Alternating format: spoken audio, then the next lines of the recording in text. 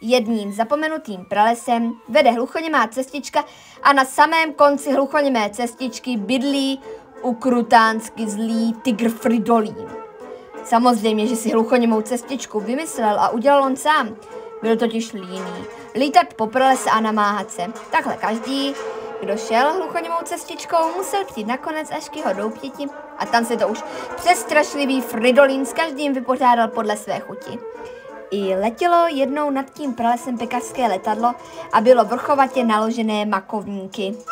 A co jiného se nestalo, než že jeden vypadl. Byl to hloupoučký a neskušený makovník a vůbec netušil, že by mu mohlo někde hrozit nějaké nebezpečí. Od té doby nebylo se strašlivým Fridolínem něco v pořádku. Zachutnaly mu totiž jenom makovníky. Na nic jiného neměl ani pomyšlení. Dávaj makovník!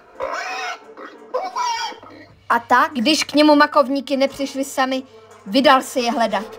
Bez makovníku už neměl život pro Fridolína vůbec žádnou cenu. Do večera vysvítil pekařskou továrnu, která vyráběla makovníky ve velkém. Než ho popadly zamoučené ruce pekařů, stihl jich ještě několik spořádat. A teď, když je v zoo, na jeho kleci stojí: pozor, žere pouze makovníky.